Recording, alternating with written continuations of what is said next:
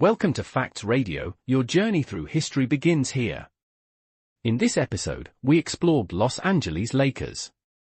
Full history deep dive, establishment, major eras, iconic players, and championships. Chapter 1, A Seed in the Snow, Birth of the Lakers. Imagine a blizzard howling across the Iron Range towns of northern Minnesota, 1947. Inside the smoky ballroom of the Minneapolis Auditorium, 1,000 fans stomp snow from their boots and watch a lanky center named George Mikan flick his wrist. The ball arcs, kisses the rafters, and drops through the hoop with a clean snap of twine. That sound, sharp, certain, echoes like a starting gun for what will become the most storied franchise in basketball. The team is barely 2 years old, born as the Detroit Gems in 1946, a hapless wartime afterthought that won only 4 games.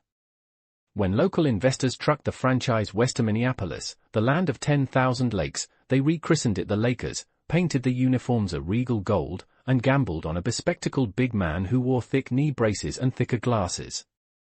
No one yet knows it, but those braces are scaffolding for an empire. Mikan is more than a player, he is a monolith. Off the court he is polite, soft-spoken, almost shy. On it he becomes the first true superstar of the fledgling Basketball Association of America, a proto-NBA that still shares newspaper space with roller derby and boxing.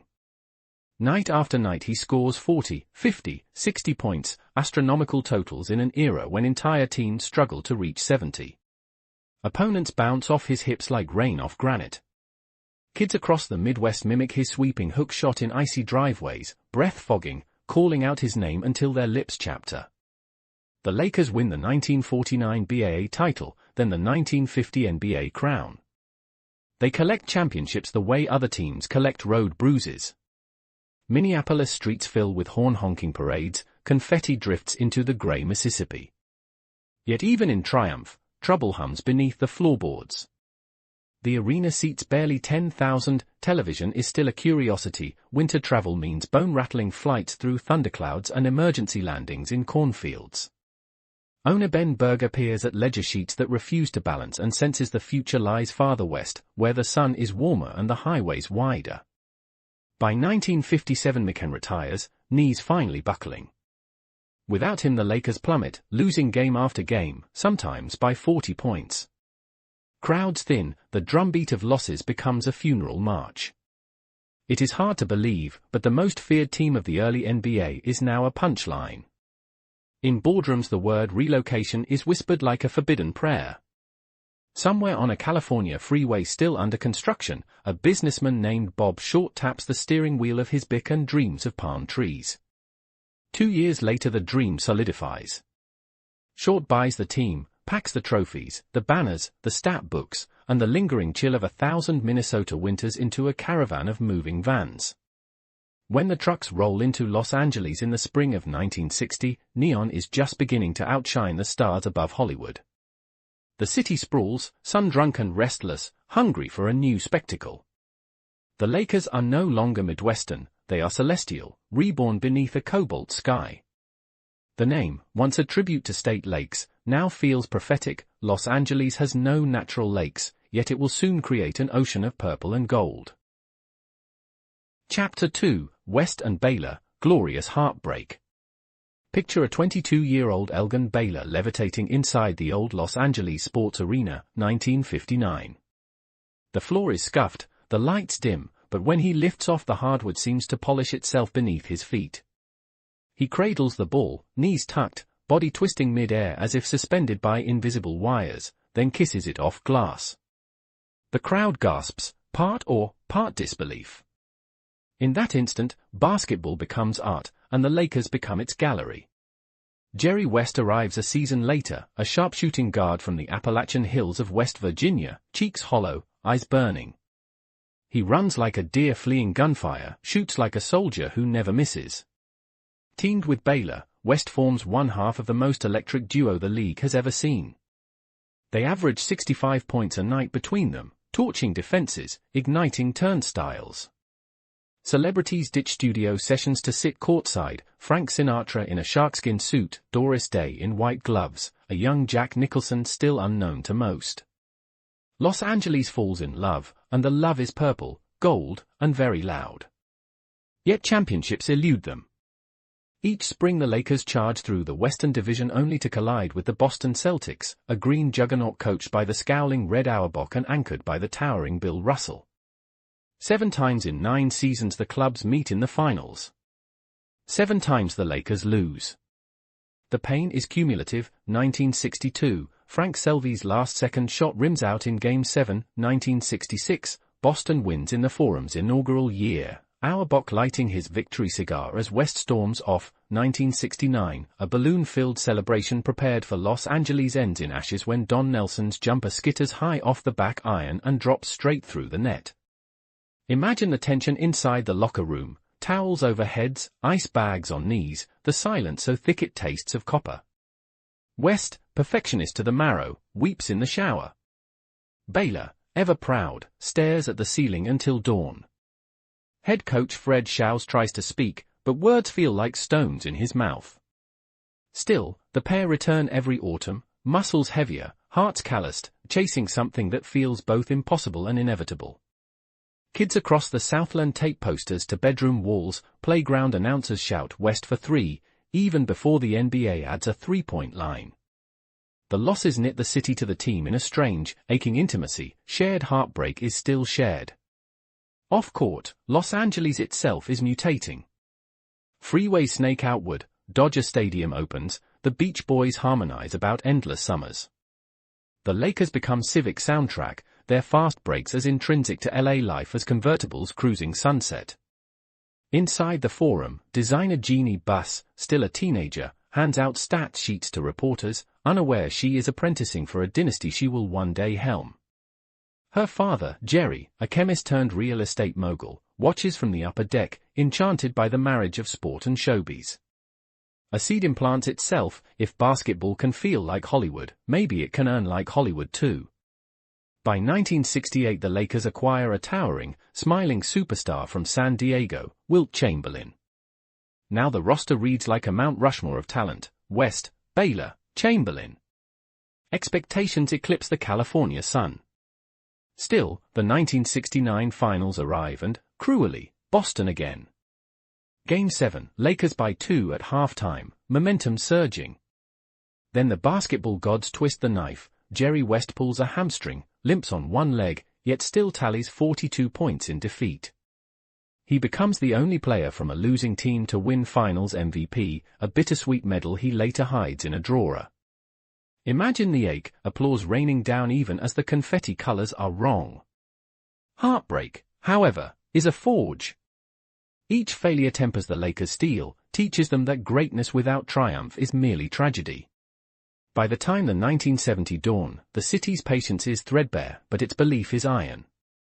Somewhere in the bowels of the Forum, a maintenance man paints fresh championship logos on the wall, then covers them with butcher paper, waiting for the day they can be unveiled.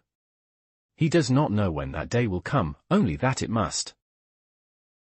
Chapter 3, Wilt, the Streak, and the First LA Crown. The calendar flips to 1971. Bill Russell has retired, Boston's shadow finally lifts. Yet new monsters roam the East, Knicks brawlers, Bucks powered by a young Kareem Abdul-Jabbar. Inside the Forum, Jerry West, now 33, grey threading his sideburns, laces sneakers so worn they resemble atlas maps. Elgin Baylor's knees creak like old ship planks. And Wilt Chamberlain, once the 50 points per night colossus, has morphed into a defensive sphinx, swatting shots instead of hoarding points. The narrative seems simple, last dance for aging giants. Instead, they reinvent time. Coach Joe Mulaney installs a slowed, half-court waltz that leverage Wilt's wingspan and West's brain. The Lakers start the season 6-3, then something supernatural sparks. They win again. And again. November becomes December, holiday lights blink atop palm trees, the streak reaches 20, 30, 40. Opposing coaches age in real time, press conferences devolve into shrugs. Lakers games turn into Hollywood premieres, Cary Grant requests aisle seats, Evil Knievel signs autographs in the tunnel. Imagine the tension when the Milwaukee Bucks visit with the streak at 44, Jabbar skyhooks over Wilt, but West answers with a 40-foot dagger at the buzzer. The building erupts, chandeliers swaying like carnival rides. They lose only once in 46 days, compiling a 33-game win streak that still stands as an NBA Everest. Yet the regular season is merely prologue. The city thirsts for the only elixir that matters, a title. Baylor, ravaged by knee pain, announces retirement 9 games in. Rather than mourn, the team elevates, playing every night as eulogy and exultation. Jim McMillian slides into the forward slot, averaging 19 a game, while Happy Hairston rebounds like a trampoline. The machine hums, purple and gold pistons firing in perfect sync. Playoffs arrive like Pacific squalls. The Lakers sweep Chicago, outrun Golden State, then collide with Kareem's Bucks in the Western Finals.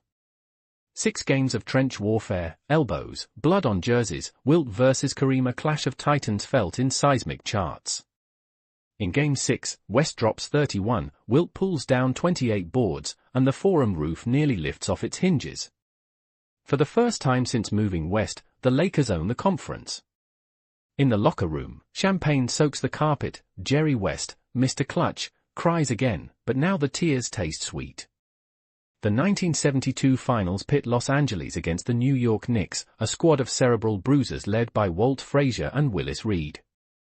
Game 1, Knicks by 3 in overtime, the city exhales in collective groan. But the Lakers respond like veteran filmmakers adjusting the script. They win games 2 and 3 with defensive ferocity, holding New York under 100 points. Back in Manhattan for Game 5, the series knotted 2-2, West launches a 60-foot heave at the buzzer that splashes, an iconic photograph frozen in time, even though the shot merely pads a lead already secured. Still, the image cements into NBA lore, the captain, finally favored by fate. Game 5 ends with Wilt Chamberlain swatting a last-second Knicks attempt, the ball sailing into the expensive seats. The scoreboard reads 114-100. At long last, the Los Angeles Lakers are champions. Inside the Forum Tunnel, electricians roll out the yellow "The World Champions" stencil, bulbs flickering to life like sunrise. Fans pour onto Manchester Boulevard, car horns blaring mariachi chords. In his Bel Air kitchen, Elgin Baylor raises a quiet glass of scotch, pride and relief mingling in his throat. The next morning, the Herald-Examiner headline declares, "West, Wilt, and the wait is over." After 12 years of California sun, the fruit is finally ripe. Yet dynasties are greedy creatures. The 1973 season promises a repeat but delivers only heartache, an aging roster, a rematch with the Knicks, and a 5-game defeat. Wilt retires, Mulaney is fired, the roster scatters like autumn leaves. Still, the first banner now hangs from the rafters, proof that the promised land exists. And in the shadows, a college phenom named Devin Johnson, nicknamed Magic, is leading Michigan State to a national title, unaware that destiny has already stitched his name in cursive across the Forum's future sky. Chapter 4, Showtime Air Magic, Kareem, and the Renaissance. May 1979, Chicago. The NBA conducts its annual coin flip for the top draft pick. On one side of the call, Lakers general manager Bill Sharman holds a beige receiver, knuckles white. On the other, the Chicago Bulls wait. The winner will claim a 6 feet 9 inches sophomore who passes like a point guard and smiles like a game show host. The coin spins, clangs, settles. Lakers win. In a bungalow outside East Lansing, Devin Johnson pumps his fist so hard he punches the ceiling fan. Los Angeles, still hungover from the disco decade, senses a cultural earthquake rumbling under its platform shoes. Rookie camp opens in Santa Barbara, September fog curling over the mountains. Kareem Abdul-Jabbar, aloof, scholarly, the league's reigning MVP, sizes up the kid who claims he will revive Hollywood basketball. Magic bounds in, all teeth and energy, insisting on running first-unit drills even though coaches ordered him to observe. Within a week he's memorized every teammate's favorite shooting spot, nicknaming them like a DJ spinning tracks, Cooper's Corner, Wilkes Wing, Kareem's Sky.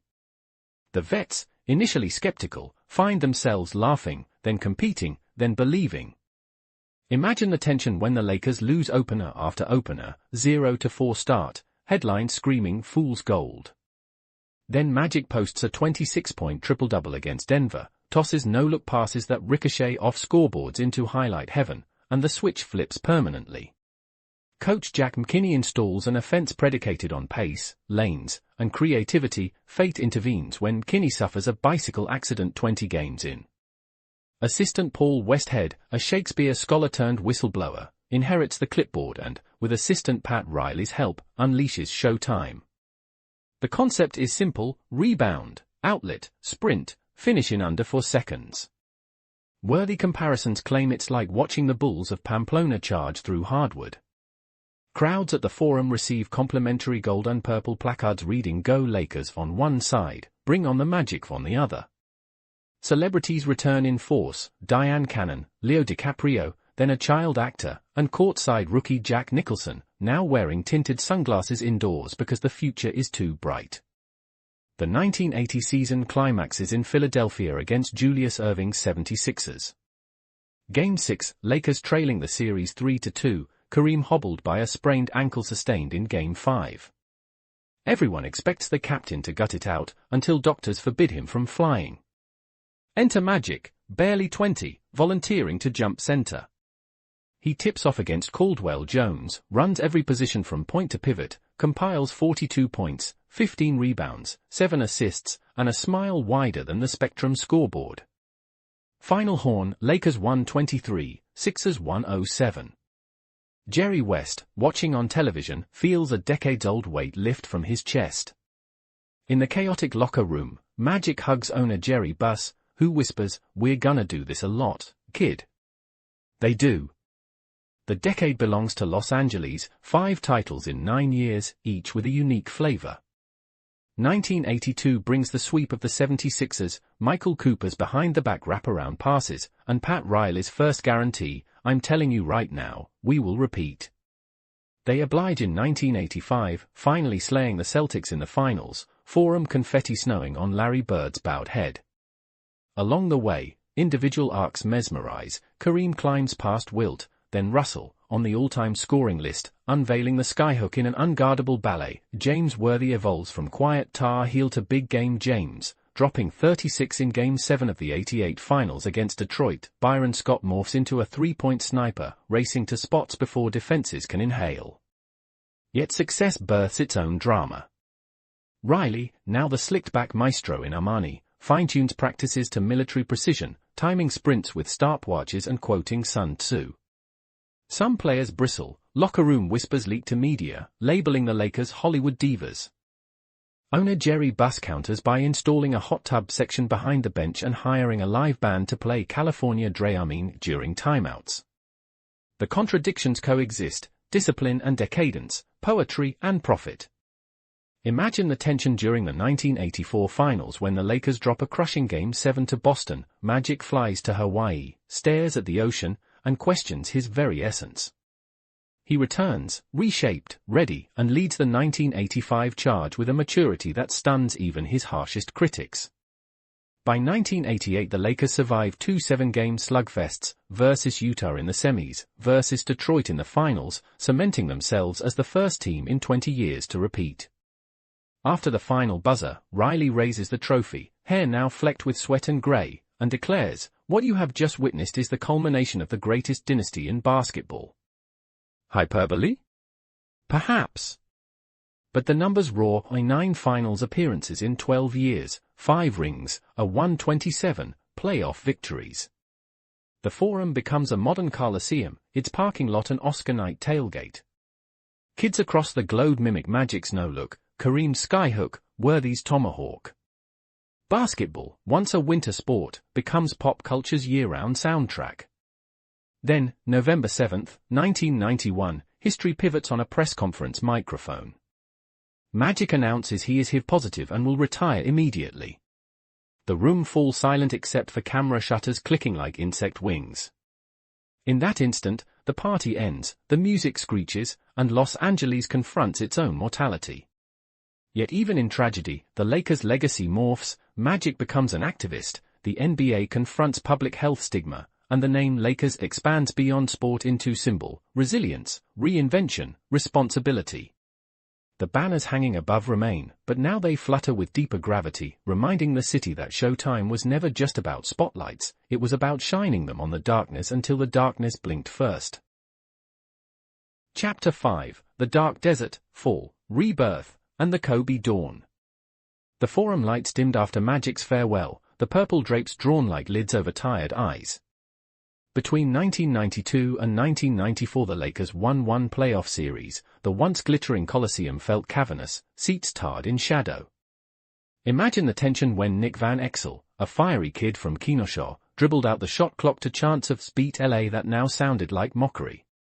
James Worthy retired in '94, knees bandaged, jersey unlaced for the last time while a lone trumpet played in the rafters. Yet every desert buries water somewhere beneath its cracked floor. Jerry West, now the general manager, sat in a cold scouting gym in Lower Merion, Pennsylvania, watching a 17-year-old copy Michael Jordan's footwork move for move. The kid's jaw was clenched so tight it seemed carved from obsidian. He scored 38 in a high school playoff loss, then refused to speak to reporters afterward. West saw the same furnace he once stoked in himself, perfectionism hot enough to melt doubt. That night he called owner Jerry Buss, "We need to clear every asset. I want Kobe Bryant."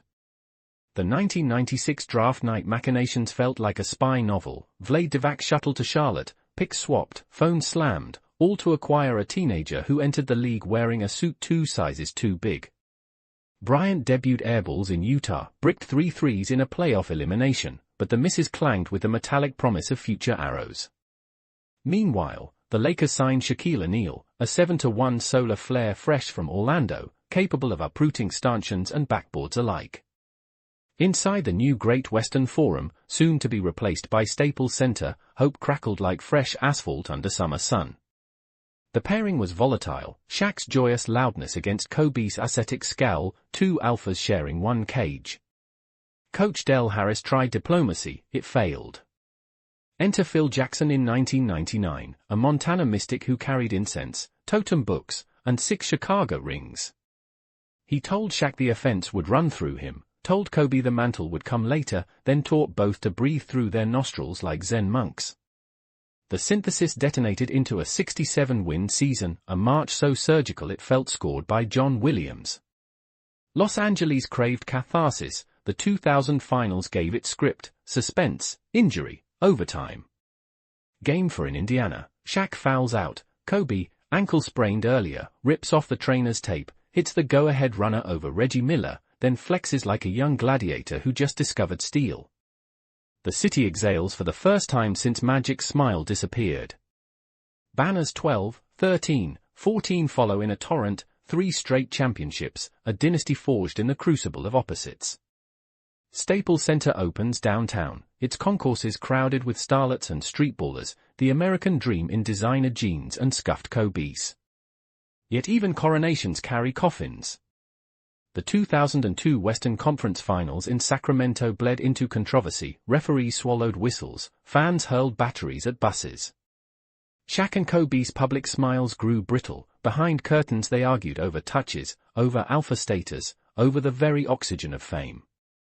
Imagine the tension the night Kobe dropped 42 in Portland while Shaq attempted only 9 field goals, silence in the locker room louder than any boos.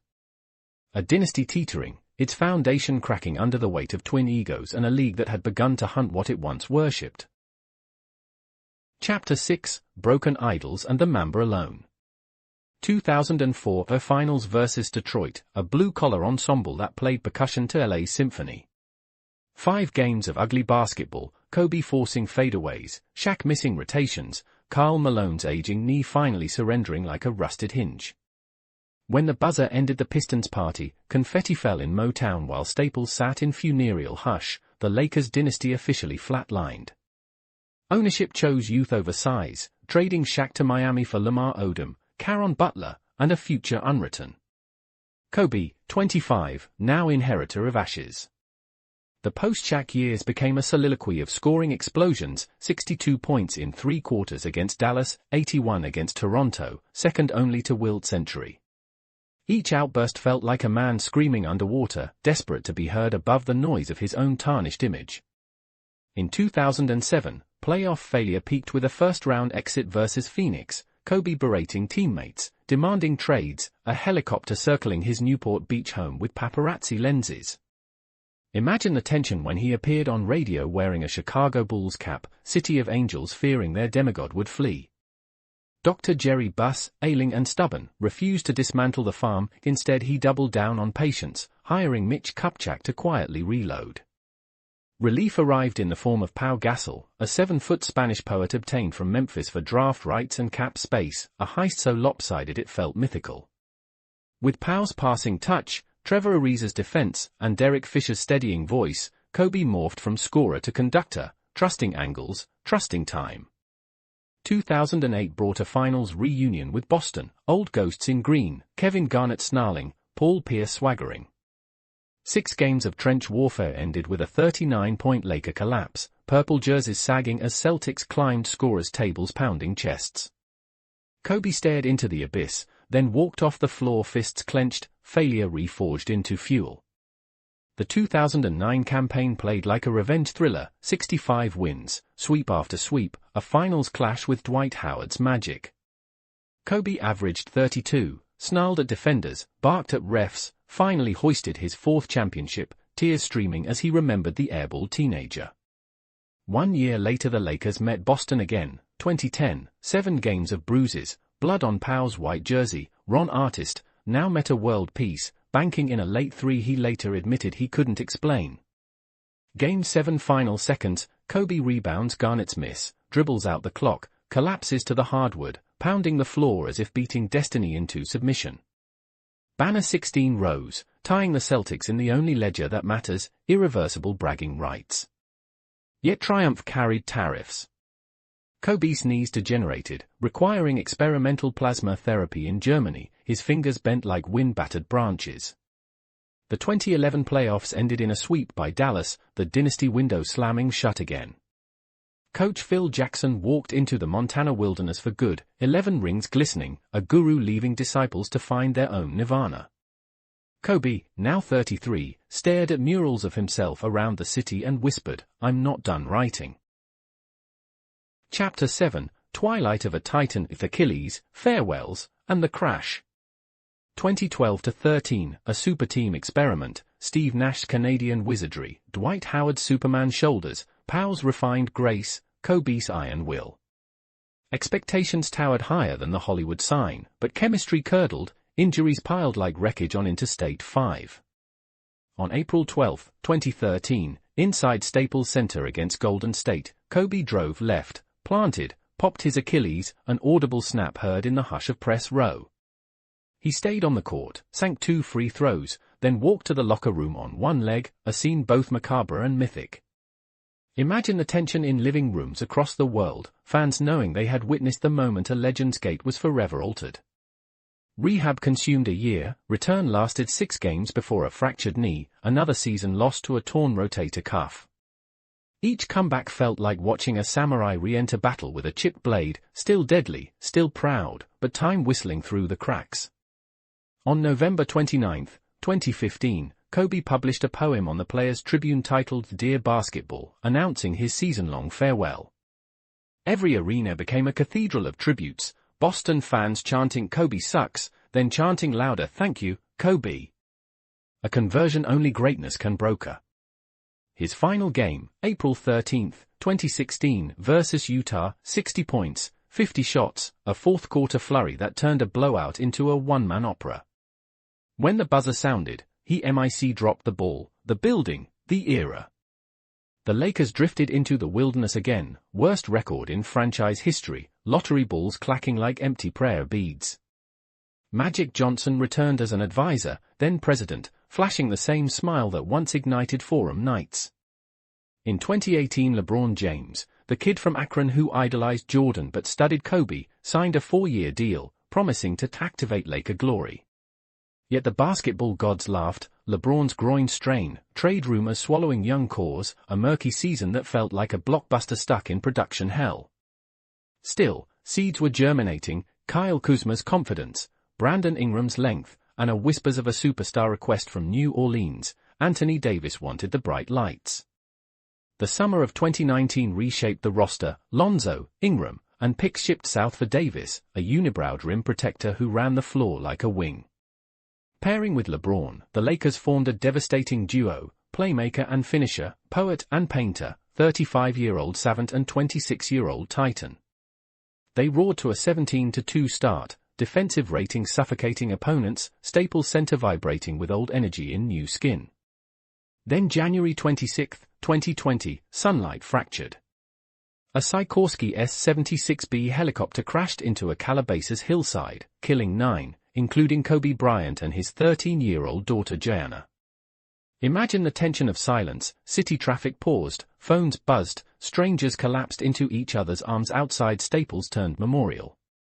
The night sky lit with 33,000 candles, 24-second shot clock violations around the NBA, tears falling like confetti in reverse.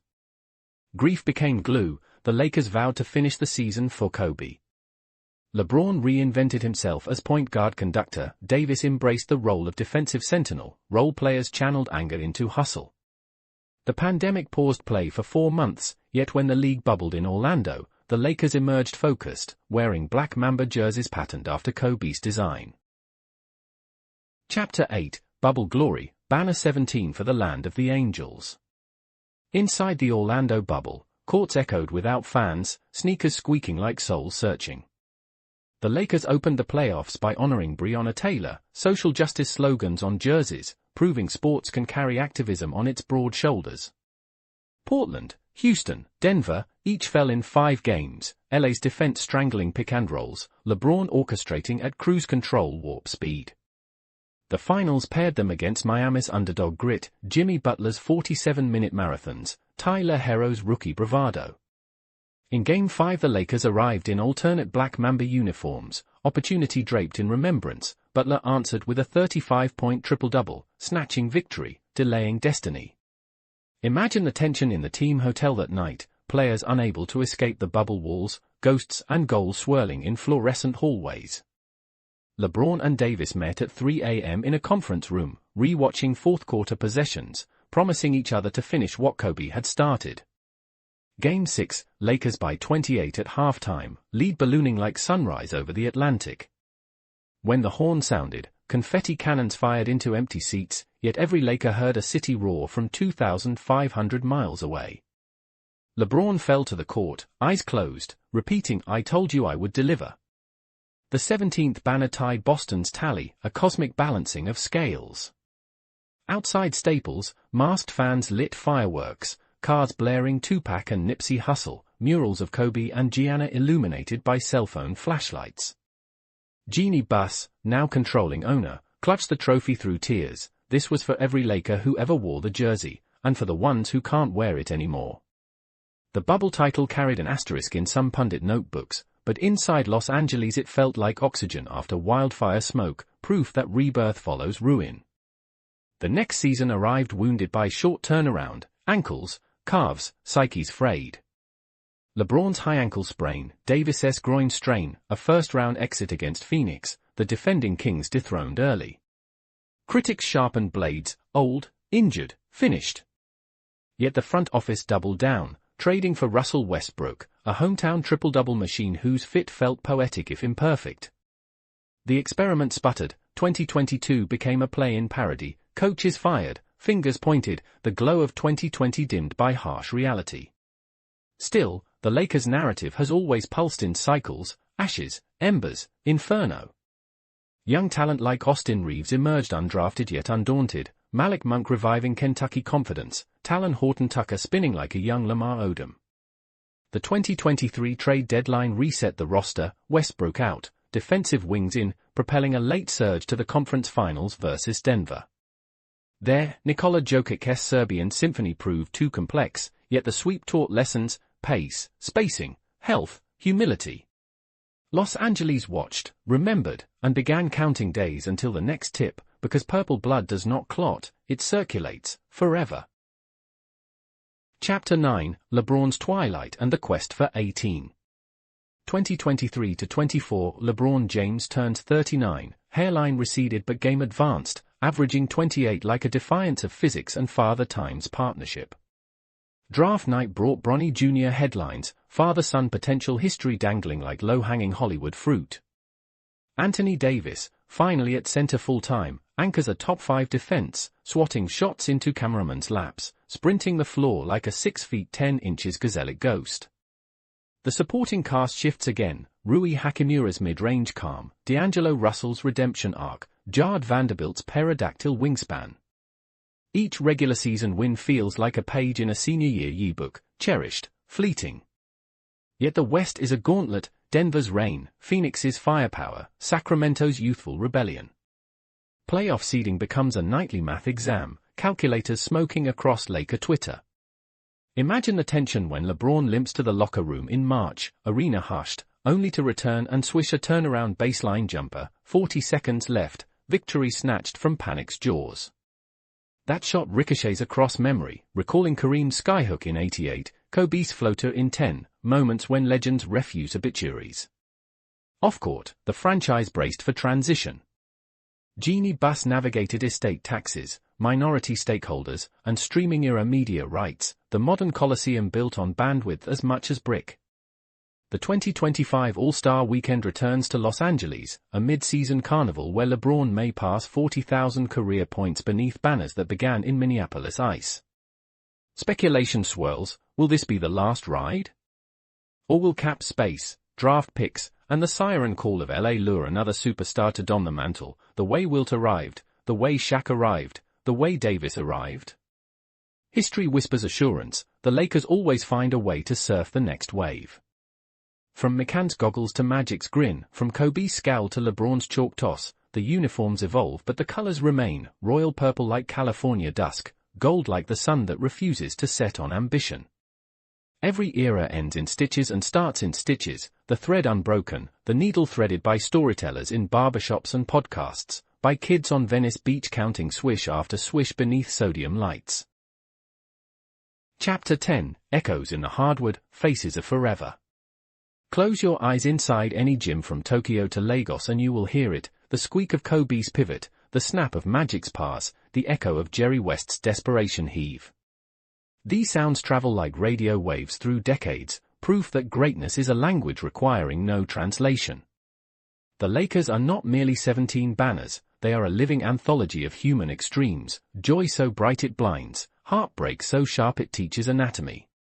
They are the immigrant father in Koreatown hanging a Shaq jersey next to his citizenship certificate, the Inglewood teenager whispering Mamba mentality before a college entrance exam, the Hollywood executive negotiating contracts in LeBron sneakers beneath Armani slacks. Consider the sacrifices, Elgin Baylor's knees that refused cartilage yet refused surrender, Wilt's 48-minute perfection carrying an arthritic hamstring, Kobe's 3 a.m. workouts while family breakfast cooled, LeBron's millions spent on body maintenance rivaling small nations' GDP. These are not footnotes, they are the ink of the saga, reminding us that genius is rented daily with pain as currency. Imagine the tension of a quiet locker room after a Game 7 loss, champagne crates wheeled away unopened, jerseys peeled off like defeated skin. Every Laker legend has tasted that copper tang, and it is the bitterness that makes later sweetness possible. The franchise mirrors its city, sprawling, restless, reinvention encoded in DNA. Los Angeles burns and rebuilds, shakes and steadies, dreams and delivers, so too do its Lakers. They are showbiz and soul, applause and anguish, a reflection of our own internal scoreboards, some nights ahead, some nights trailing, always another quarter. Through segregation, integration, counterculture, tech boom, pandemic, and streaming revolution, the team has played on, scoreboard lights flickering like lighthouses for anyone lost at sea. So what remains when sneakers are bronzed and voices grow hoarse? A story. A story that says excellence is iterative, that falling short is fertilizer, that even when the buzzer sounds the echo continues in the choices we make tomorrow morning. The Lakers teach that collaboration can be ballet, a Magic to Worthy, Kobe to Gasol, LeBron to Davis, and that individual brilliance must eventually serve the collective canvas. They remind us that loyalty is love but evolution is survival, that names on the back of jerseys change while the name across the front defines legacy. Closing summary. We began in a Minneapolis blizzard, one microphone of twine snapping beneath George Mikan's hook shot, and we end beneath the perpetual summer of Los Angeles, where 20,000 voices still count down final seconds like parishioners reciting sacred verse. Between those poles stretches a human constellation, Mikan's goggles, West's tears, Wilt's finger roll, Magic's smile, Kareem's skyhook, Worthy's glide, Shaq's power, Kobe's snarl, Pow's grace, LeBron's longevity, each star visible if you simply tilt your head toward the darkness and believe. The Lakers are more than victories, they are vessels for our own aspirations. Every parent who watches a child hoist a rolled-up sock into a plastic hoop participates in the lineage. Every immigrant who saves tip money for a nosebleed seat claims citizenship in the nation of shared adrenaline. Every fan who cries after a loss practices the ritual of mourning, preparing for life's larger defeats that await outside arena doors.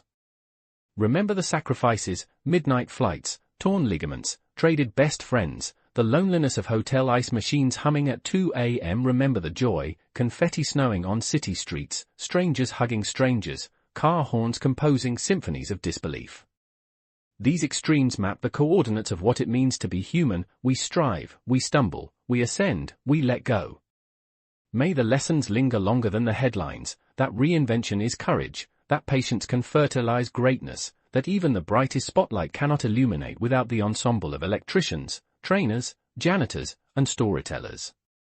And may we carry forward the quiet hope sewn into every stitched jersey, that peace is possible when competition cools into mutual respect, when rivals become colleagues in the larger game of living. So when next you see the purple and gold flicker across a screen, or hear the distant thump of a ball against asphalt, pause a breath and listen.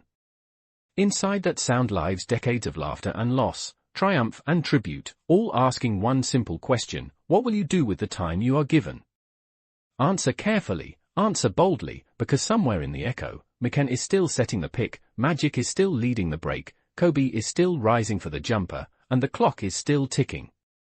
From the founding visionaries to the modern dynasty, that is the unbroken story of this legendary team. Thank you for walking the sidelines of history with us. If you felt the passion in this chapter, please hit subscribe and join us for the next legendary era.